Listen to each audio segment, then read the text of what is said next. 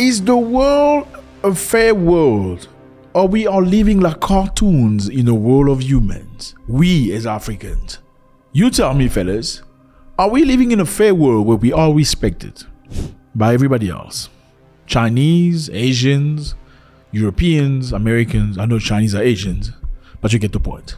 Or we are just cartoons that just take us for a ride, for a piece of jokes.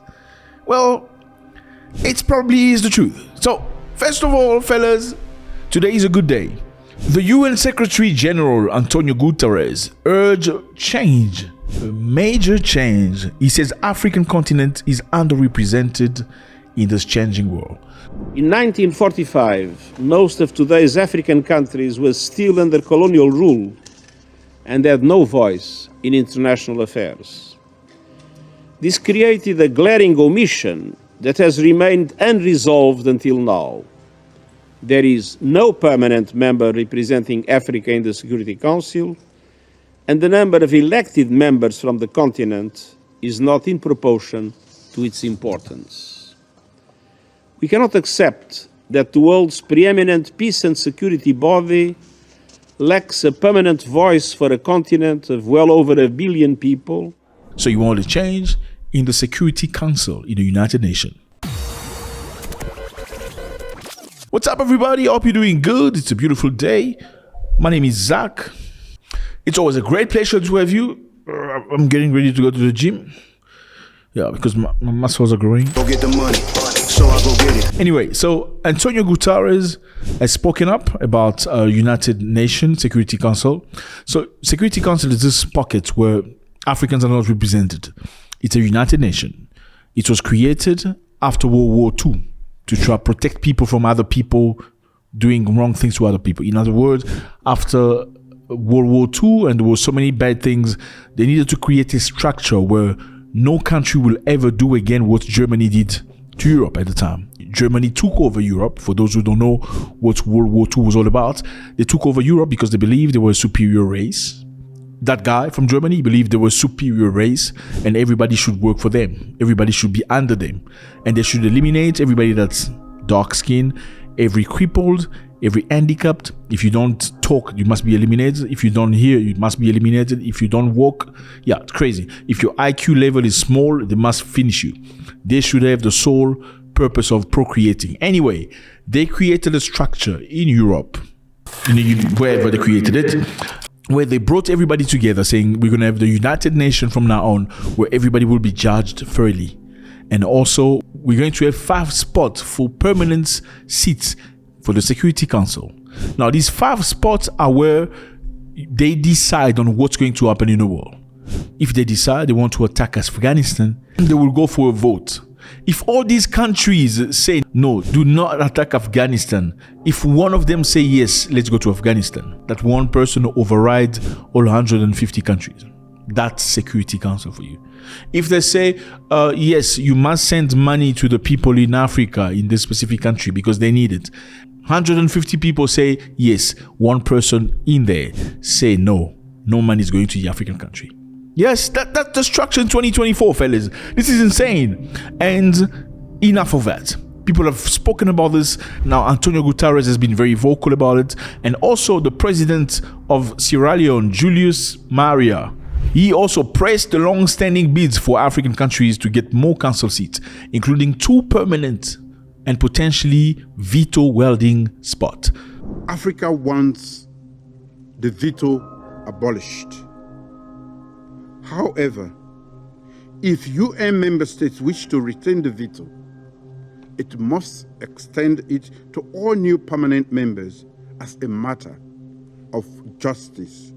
The common African position is premised on the fact that by rectifying historical injustice, the international community will not only promote greater fairness, equity, and equality in global governance, but also act on the imperative to ensure the legitimacy and effectiveness of the Council. When you hear about veto, that's the veto power. When you say, let's go, the person with veto power say, we're not going and you're not going. It doesn't matter whether you're 20 or 55. You are not going because America said you're not going. There's only 5 countries with veto power. These are supposed to be special countries. better than you. Yeah, they decide for you. America, Great Britain, France, China, and Russia. These are the only 5 countries in the world that can decide your future. There's nothing you can do about it. Crazy, isn't it? And you talk about a fair world. Do we live in a fair world? No, we don't. We are nobodies.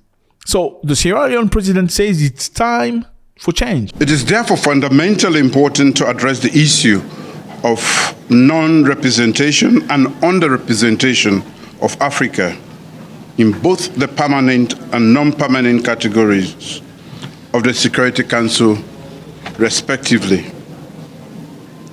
The current lack of representation in the permanent category does not reflect the current global landscape, and it is fundamental to consider the structural changes for its rectification. It is deeply saddening to see the continued impact of historical injustice on Africa, and we must acknowledge and address these issues. Africa demands equitable representation in all UN decision-making organs, particularly the Security Council.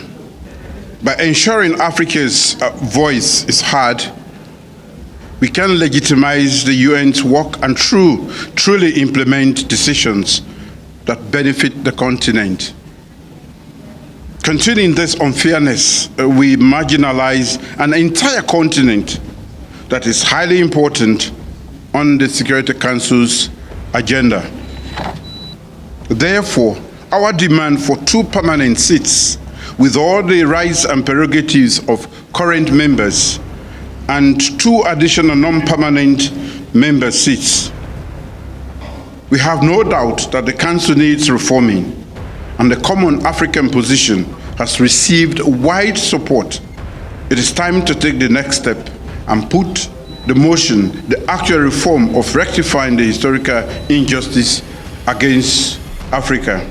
They say we cannot accept that the world preeminent peace and security body lacks permanent voice for the continent of well over 1 billion people. Imagine, we're 1 billion people in Africa, but we have 0 representation in the Security Council. And you talk about a fair world. You must respect other people's country. Don't cross into other people's country. Does this make sense for African, or it's only valid when it comes to Ukrainians and Europeans? I'm just asking a question. You let me know. It's crazy. It's crazy because in 2024, we're still having this conversation. Because back in time, Muhammad Gaddafi was talking about this. Anyone who says that I'm higher than or above the General Assembly should leave the United Nations and be alone. Democracy is not for the rich or for the rich or for the one who terrorizes us or for the one who is more powerful than us. We should have democracy. No, the higher world or the upper world should be the all nations at equal footing. Now the Security Council is a security feudalism, political feudalism for those who have a permanent seats. Protected by them, and they are used against them, against us. It's not should not be called the Security Council. It should be called the Terror Council. He lifted the piece of paper, said it makes no sense. When you guys decide to go bomb somebody, you can go bomb them. When you decide to go to Afghanistan, everybody say no. Then the American says you're either with us or you against us. Every nation in every region now has a decision to make. Either you are with us or you are with the terrorists. Accusing Iraq of having atomic bombs. Are we going to Iraq because they have atomic bombs? There's no proof. We have proof. You need to believe us. If you don't believe us, then you're not with us. You are with the terrorists or you're with us. Gaddafi spoke about this. And that's why he was unalived. Because he was vocal. He says, where's the spot for Africans? Do African matter? Are we living in a world that is fair, or are you trying to make us feel like we are little cartoons in your TV set? After Gaddafi, Mugabe spoke about this. I don't respect Security Council because we're just here to listen to you talk and talk and talk. At the end of the day, you do nothing about Africa. We are supposed to be free and independent, Mr. Ban Ki-moon. Supposed to be free, the 54 countries. We come to the United Nations, it's ceremonial. Every year, September, we are there. We pay lots of money to go there. and to the General Assembly, we make speeches, we go back home, year in, year out. But the bosses in the Security Council say, you shall never have the powers that we have as permanent members. And we have asked and asked and asked,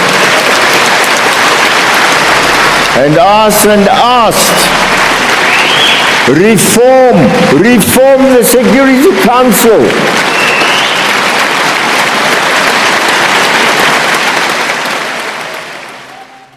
So there are 15 members in the United Council, and this consists of 5 permanent members with veto power, and these are China, France, Russia, the United Kingdom, and the United States of America. Crazy stuff. While the remaining countries are nobodies. Let me know how you feel about this. Does this even make sense?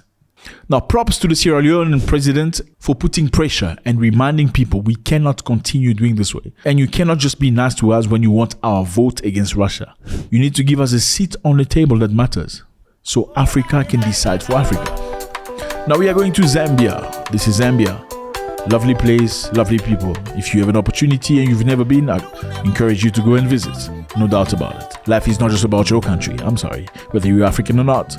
You need to go visit other African countries. And I hear some people say, especially people from South Africa, say, I don't need to leave my country. I have everything here. That's good that you have everything here. You have everything in your house. You have a toilet. You have a kitchen. You have a shower. You probably have a garden. No. Most don't have gardens. But anyway. But you still go out to your neighbor's house. You still go see the neighborhood. So you need to go to other people's place to open your mind. And this is valid for all Africans, everybody watching this video. You need to go see other people's place. You don't need to embrace their culture. You just need to witness and respect and learn. That's going to broaden your view in the world. Anyway, the border between Zambia and DRC has been opened.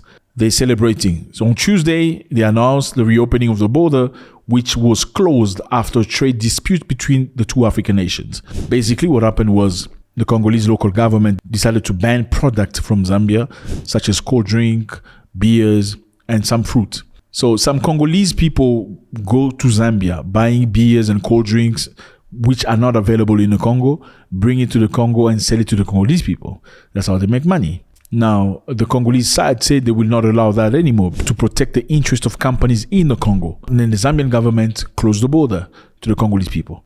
Now, the issue here is that Congo is one of the biggest producers of copper in the world. And the copper is located at that specific area next to Zambia. And that's where the copper comes out from the country for the local market. If that border is closed, the DRC will not be able to export any of the copper. And that will be very, very difficult. Obviously, copper is very necessary for electronics, for pharmaceutical, for health, for armament, for many things in the world, for batteries, for electric cars. And Congo makes a lot of money through copper. Zambia clearly makes a lot of money with Congolese people coming to Zambia to buy Zambian cold drinks and beers. Because obviously when something comes from the next door, you tend to find it exotic and you like it. And when Congo say we're not going to allow you to bring stuff in here anymore, Zambia say, you know what, okay, we're going to close the border. Excellency, you mentioned that our response in closing the borders were disproportionate to the action you did of producing bans in trade between our two countries. Honorable Minister, our commitment to safety and security to both your and our human capital and equipment, and also the travelers, trucks and everything remains a priority. But the moment we witnessed after a week that some of the properties coming in from our country in 2 years were being damaged, truck drivers were not getting the right protection and safety that was due, we decided to say, let us make sure that there is safety between movement between the two countries. Now, why did Zambia do that? Because Zambia knows how to hit you by the balls. Because they know the only border you have on the east is the Zambian border. Therefore, they can hit you by the balls. For the Congolese people, I think you need to find a way to diversify your means of exporting your stuff. Because then you're going to be living by the rules of the Zambians. I'm just saying. On the other hand, the Zambians were saying that Congolese people did not make a formal announcement. The government did not say that we are stopping import from Zambia. Zambians said there's a solution to that. The Congolese government should tell Congolese people that you can go buy your stuff from Zambia, no problem. But by the time you come here, we're going to tax you. It's going to be up for you to decide whether you still want to buy stuff from me or not. That will be more acceptable than you just saying, okay, you're not allowed to bring stuff from Zambia. And also, when the Congolese people do that, they try to protect their companies that produce alcohol. But the big question remains, do those companies belong to Congolese people or to external investors that are protected by Congolese politicians? Big question. Again, fellas, I'm against borders. I don't like it. I'm against terrorism and banditism and craziness. I'm not saying countries with people that are crazy should go to other countries where they are peaceful, but I don't think the ideas of borders are necessarily good. We should be living in peace. We should be loving one another. We should be respecting each other. But that comes with a lot of accountability and a lot of work. You can't just mix people like that. There need to be repercussion to negativity. I'm not a big fan of borders, but I'm also very much against criminality, drug dealing, murder, killing, and behavior that can be associated with certain group of people. You cannot stereotype, they say. But unfortunately, sometimes people that are violent often come from the very same place, very same province.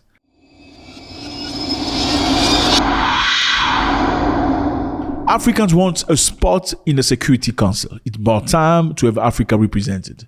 We are not cartoons. We need to be respected. Zambia has opened the border after a couple of days of fighty with the Congolese people because Congo refused to import beers from Zambia and cold drinks. Now, Congolese should have just taxed the buyers from the Congo instead of completely stopping them from importing. Let me know how you feel about this. It's always a good pleasure. God bless.